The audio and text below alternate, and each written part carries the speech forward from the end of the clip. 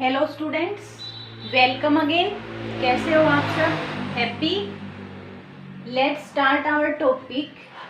We are going to start our new unit, that is admission of a partner, chapter number 4।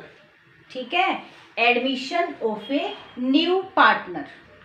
Why the partners want to admit a new partner in their firm? There is some reason for the admission of a partner. First, if the partners more capital is needed for the expansion of the business. अगर partners को ज़्यादा capital चाहिए, कहीं से पैसा नहीं मिल रहा है, तो वो क्या करते हैं, एक और पार्टनर को एडमिट कर लेंगे। पार्टनर्स जब आता है संस्था में तो कैपिटल लेके आएगा, इससे हमारी संस्था का एक्सपेंशन में हेल्प होगी। और रीजन क्या हो सकता है? When there is a required of a competent person in the business. अब एक एफिशिएंट पर्सन है, ठीक है, वो हमारी संस्था में हम उन्हें लाना चाहते हैं ताकि हमारी संस्था की एफिशिएंसी बढ़े। तो सबसे अच्छा तरीका तो यही है कि उसे अपना पार्टनर ही बना लो। जब हम उसे पार्टनर बना लेंगे तो उसकी एफिशिएंसी हमारी संस्था में यो बेनिफिशियल होगी। नेक्स्ट हो सकता है कि हम किसी वर्कर्स बहुत ज़्यादा ऑनेस्टली है, बहुत ज़्यादा हार्ड वर्किंग है, हम उसको कुछ रिवार्ड देना चाहते हैं, तो कई बार किसी वर्कर्स को भी पार्टनर्स अपना पार्टनर बना लेते हैं। ठीक है, और क्या रीजन हो सकता है? When to increase the goodwill और रेपुटेशन ऑफ द बिजनेस। कई बार किसी रेपुटेड पर्सन को हम अपना पार्टनर इसलिए बनाना चाहते हैं ताकि हमारी बिजनेस की रेपुटेशन और गुडविल इंक्रीज हो जाए। जब पब्लिक को पता चलेगा अरे वो व्यक्ति इस संस्था का पार्टनर है, तो संस्था की रेपुटेशन इंक्रीज हो जाएगी। ठीक है, तो रीजन बताए मैंने आपको 4। क्या? To encourage a capable employ, for the need of capital, for the increase the reputation और गुडविल ऑफ द बिजनेस, और to have a experienced capable person in the business. There are 4 reason to admit the new partner in the business. अब जब भी हमारा new partner आता है अपने साथ 2 चीजें लेके आएगा। क्या क्या? कैपिटल लेके आएगा और गुडविल लेके आएगा। जब भी नया पार्टनर संस्था में आएगा तो अपने साथ कैपिटल लेके आता है और गुडविल लेके आता है। अब देखो, गुडविल का मतलब तो रेपुटेशन होती है। अब रेपुटेशन नहीं लेके आता, गुडविल का अमाउंट लेके आता है। क्या लेके आता है? अमाउंट।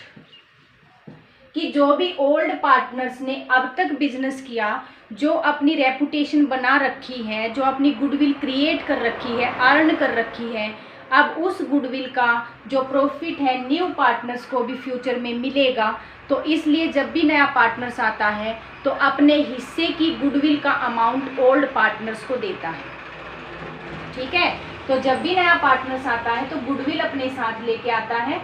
जब भी नया पार्टनर आएगा तो उसके लिए जो ओल्ड पार्टनर हैं वो अपने हिस्से को सैक्रिफाइस करेंगे। ठीक है, किसके लिए? न्यू पार्टनर के लिए। तो जब भी न्यू पार्टनर आता है तो न्यू पार्टनर का जो भी शेयर होता है वो शेयर देगा कौन? वो शेयर देंगे ओल्ड पार्टनर्स। और क्योंकि शेयर दे रहे हैं ओल्ड पार्टनर्स, तो जो न्यू पार्टनर है इस सैक्रिफाइस के लिए कंपनसेट करता है गुडविल से। किससे कंपनसेट करता है? गुडविल से। किसी संस्था की गुडविल होती है तो ज़्यादा प्रॉफिट होता है। अब मान लो इस संस्था की गुडविल अच्छी थी, ज़्यादा प्रॉफिट होगा। अब ज़्यादा प्रॉफिट को नया पार्टनर भी शेयर करेगा। अब नए पार्टनर्स ने तो गुडविल अर्न की ही नहीं, वो तो अभी नया आया है, तो ओल्ड पार्टनर्स का राइट था गुडविल पर, तो लेकिन फ्यूचर में ये भी प्रॉफिट बांटेगा, तो ये इनकी गुडविल का अमाउंट सैक्रिफाइस करने वाले को गुडविल से कंपनसेट कर देगा। जो जितना सैक्रिफाइस करेगा गुडविल का, उतना अमाउंट उस पार्टनर्स को दिया जाएगा। तो जब भी कोई नया पार्टनर्स आता है संस्था में, 2 चीजें लेके आता है, अपने हिस्से की कैपिटल लेके आएगा और अपने हिस्से की गुडविल लेके आएगा। और जब भी कोई नया पार्टनर्स आता है, हमें पता है it is a reconstitution of partnership firm. Reconstitution क्या होता है? कि when the old agreement comes to an end and new agreement comes in existence. Old agreement cancel हो जाता है, नया एग्रीमेंट बनता है नया पार्टनर आने से। हमें क्या निकालना है, जब भी नया पार्टनर्स आता है तो हमें न्यू रेशो निकालनी होगी, क्योंकि एक पार्टनर इंक्रीज हो गया तो न्यू रेशो निकालनी होगी। ठीक है, पार्टनर्स की according to the section 31 of partnership act, और कौन सा है हमारा पार्टनरशिप एक्ट 1932 के अकॉर्डिंग न्यू पार्टनर एडमिट हो सकता है if all other partners, all old partners are agree. ठीक है, अगर कोई भी एक पार्टनर एग्री नहीं है तो पार्टनर्स का एडमिशन नहीं हो सकता। उसके बाद है, जब भी हमारा नया पार्टनर्स आता है तो उसके क्या क्या राइट्स होते हैं। जब भी नया पार्टनर संस्था में आएगा, आने के बाद इसके राइट्स क्या होंगे, न्यू पार्टनर्स के राइट्स क्या होंगे। सबसे पहले तो ये प्रॉफिट में शेयर करेगा, शेयरिंग प्रॉफिट। सबसे पहले तो यही है कि इसके आने के बाद जो भी प्रॉफिट होगा उसमें इसको हिस्सा मिलेगा। दूसरा, share in firms asset, firm की जितनी भी एसेट है उसमें भी अब इसका शेयर आ गया। ठीक है, अब क्या इसके साथ लाइबिलिटी भी मिलेंगी, इसको बिल्कुल मिलेंगी। लाइबिलिटी क्या मिलेगी, लॉस होगा उसे भी से लाइबल है उसके लिए, और जो शेयर है इसकी लाइबिलिटी में, जितनी भी लाइबिलिटी संस्था की है अब ये भी रिस्पॉन्सिबल है उसको पे करने में।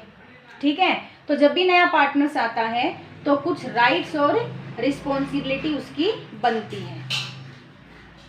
अब हमारा मेन पॉइंट क्या है कि जब भी नया पार्टनर्स आए तो हमें अकाउंटिंग ट्रीटमेंट क्या करना है, हमें कौन कौन सी एडजस्टमेंट क्वेश्चन में करनी है।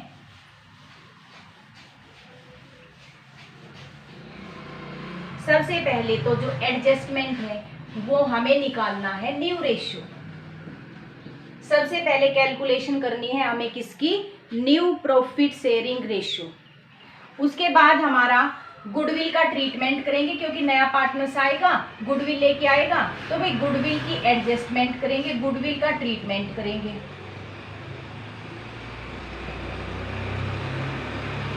सेकंड है कि गुडविल का ट्रीटमेंट किया जाएगा। थर्ड पॉइंट है रिवैल्यूएशन अकाउंट बनाया जाएगा। मैंने पहले ही बताया था आपको, रिवैल्यूएशन एडमिशन में भी बनाया जाता है, रिटायरमेंट में भी और डेथ में भी और रेशो चेंज में भी। तो अभी रिवैल्यूएशन अकाउंट बनाएंगे, किस लिए बनाया जाता है revaluation account, to revise the value of asset and liability. उसके बाद नेक्स्ट जो पॉइंट है हमारा वो है कि accounting treatment of reserve and accumulated profit, reserve and accumulated profit. अब हमें रिजर्व और एक्यूमुलेटेड प्रॉफिट को अभी एडजस्टमेंट करना है, जिस तरह हमने रेशो चेंज में किया था उसी तरह यहाँ करना है। एक फिफ्थ एडजस्टमेंट भी है जो अभी आपके सिलेबस से डिडक्ट कर दी है, कैपिटल एडजस्टमेंट, तो वो अभी आपके सिलेबस में नहीं है, तो उस पॉइंट को हम यहाँ पे छोड़ रहे हैं।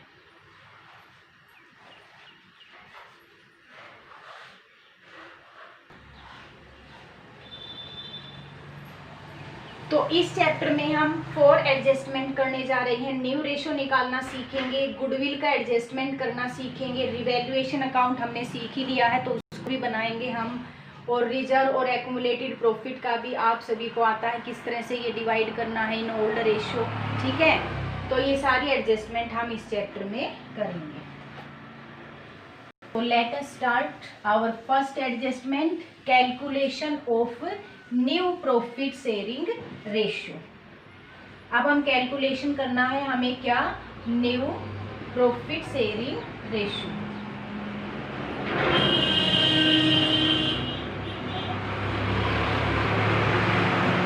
जब भी नया पार्टनर्स आता है तो ओल्ड पार्टनर्स उसके लिए सेक्रीफाइस करते हैं। ठीक है, तो केस नंबर 1 लेंगे हम यहाँ पे। केस नंबर 1 है when only the ratio of the new partner is given in the question, only the ratio of old partners and the share of new partner is given in the question,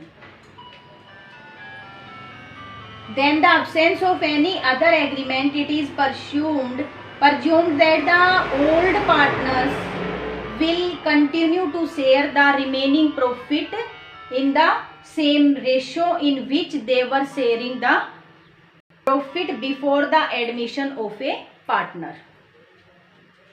अगर question में केवल और केवल दो information दे रखी है, कौन सी? Partners की ओल्ड रेशियो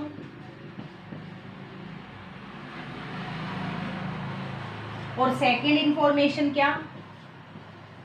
न्यू पार्टनर्स का शेयर।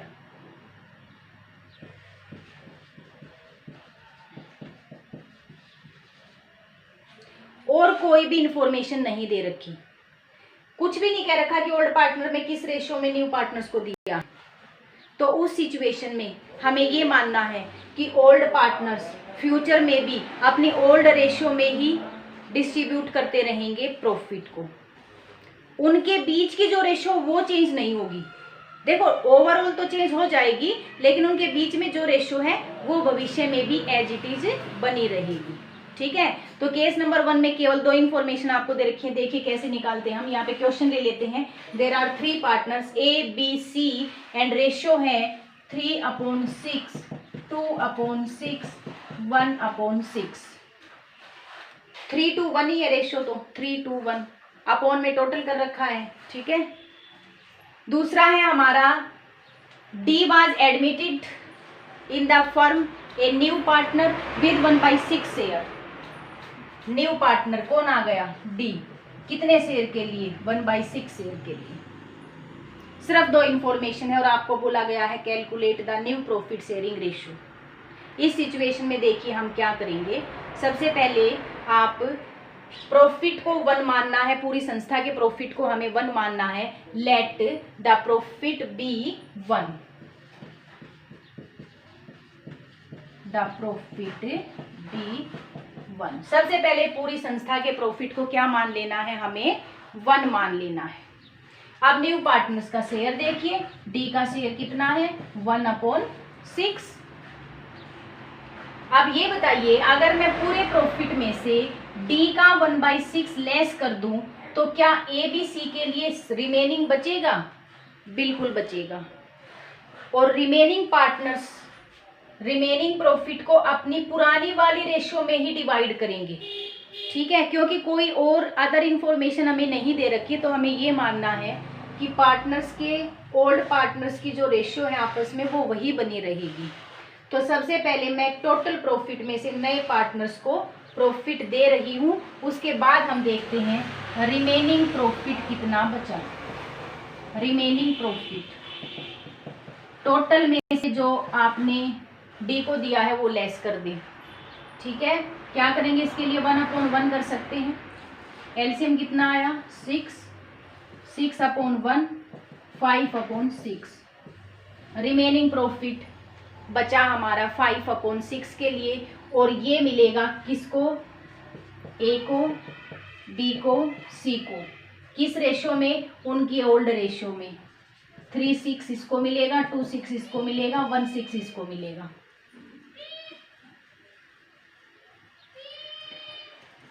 अब करते हैं हम एज न्यू शेयर। अब देखो हमने न्यू रेशियो निकालनी है, सभी की न्यू रेशियो निकलेगी। ए बी सी की अब ओल्ड नहीं रहेगी, इसकी जगह हमें न्यू लेना है। क्यों? क्योंकि एक नया पार्टनर आ गया है जो उनके प्रॉफिट को कम कर रहा है, तो सभी की न्यू निकलेगी। अब हम देखते हैं डी के आने पर ए की न्यू रेशियो क्या होगी।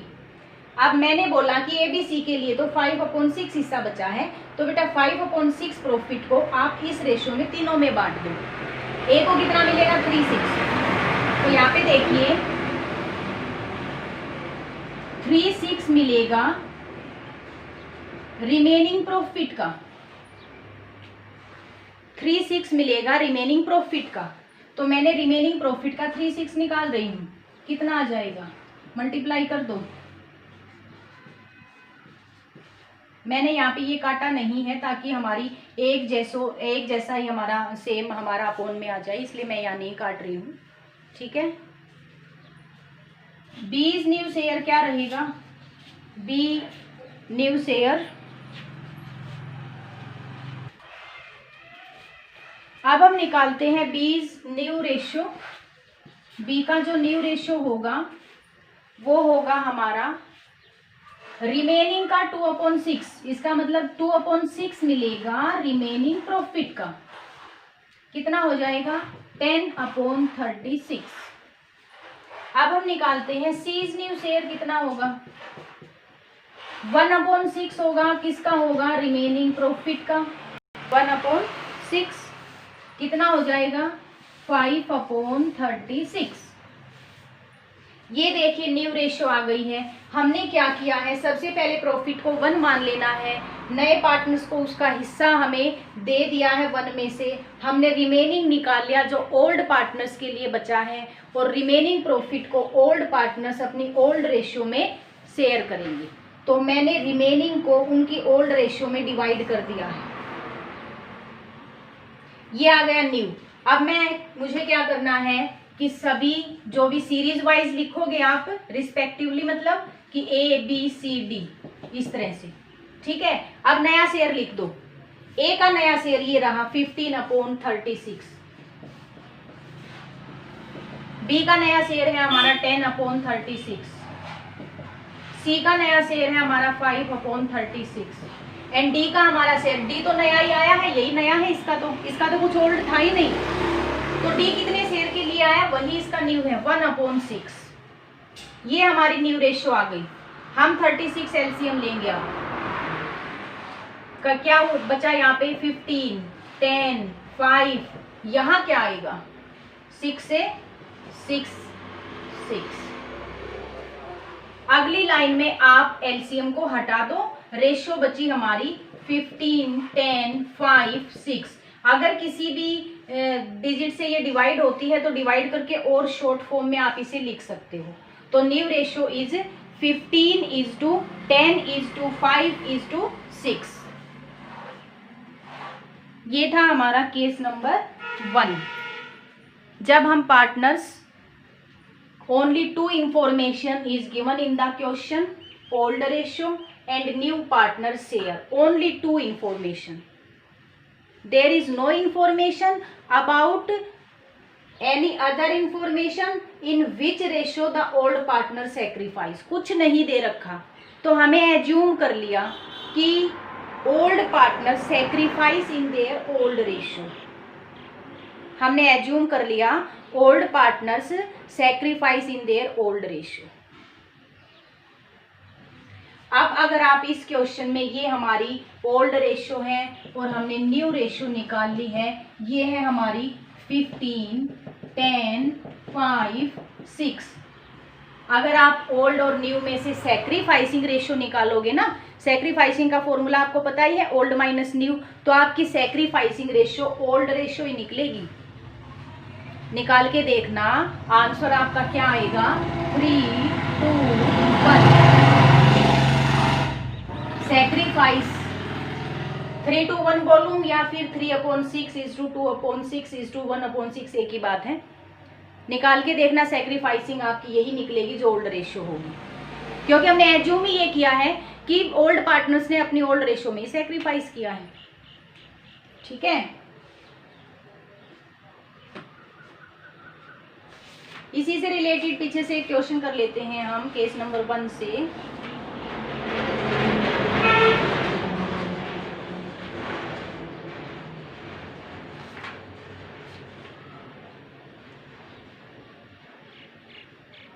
फर्स्ट क्वेश्चन ही है और फर्स्ट क्वेश्चन है आपका, 2 पार्ट्स हैं तो एक पार्ट कर लेते हैं। ए बी पार्टनर है, ओल्ड रेशियो 5:3 है।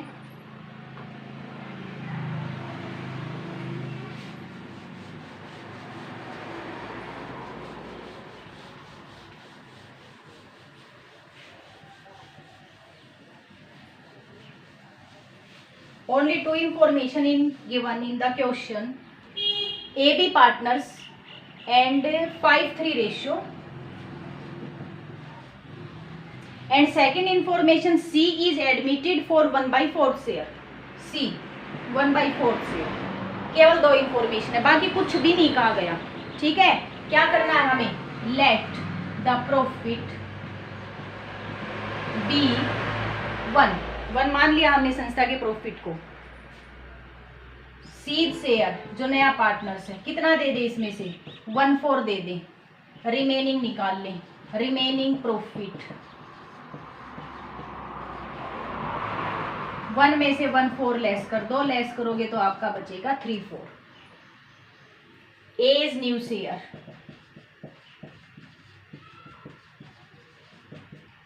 रिमेनिंग को ए और बी डिवाइड करेंगे इन देयर ओल्ड रेशियो 5:3 में। इसका मतलब ए तो लेगा 5/8 और 3/8 लेगा बी, किसका, रिमेनिंग का। तो A new share 5/8 of remaining profit. B is new share 3/8 of remaining profit.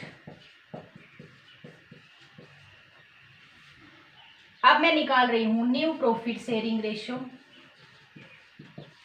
Between A B C. A का न्यू कितना 15/32, बी का कितना 9/32 और सी का कितना, सी का तो जो शेयर है वही न्यू है, ठीक है, ये तो न्यू पार्टनर है, वही आएगा, तो 1/4। फिर से वही एलसीएम लेना है 32 का, कितना आ गया 9, 15, 9 और 8, 4 8 जा है तो 8। रेशियो न्यू, अगली लाइन में एलसीएम को भी हटा दो, रेशियो क्या हो जाएगी 15:9:8 न्यू रेशियो। तो ये था बेटा हमारा case number 1, when only 2 information is given in the question.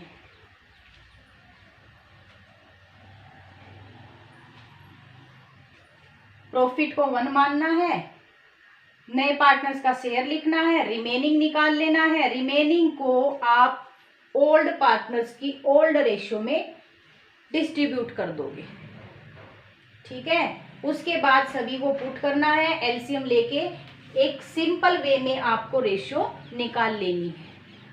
इसके आगे भी अगर ये सभी किसी से डिवाइड होते हैं तो और भी शॉर्ट कर सकते हैं, या कि किसी से भी डिवाइड नहीं हो रहे हैं। और अगर यहाँ पे सैक्रिफाइसिंग रेशियो पूछे कोई, ये पूछे कि what is the sacrificing ratio, आप निकाल के भी देखोगे तो भी आपकी 5:3 ही लिखी 5:3 निकलेगी, तो भी आपकी 5:3 निकलेगी। ओल्ड रेशियो ही सैक्रिफाइस रेशियो है, ए 5:8 करेगा और 3:8 करेगा बी, सैक्रिफाइस यही निकलेगी। ओल्ड रेशियो ही सैक्रिफाइसिंग रेशियो होगी यहाँ पे, ठीक है। हमें निकालने की भी जरूरत नहीं, हम सीधा भी बोल सकते हैं 5:3 ratio is the sacrificing ratio.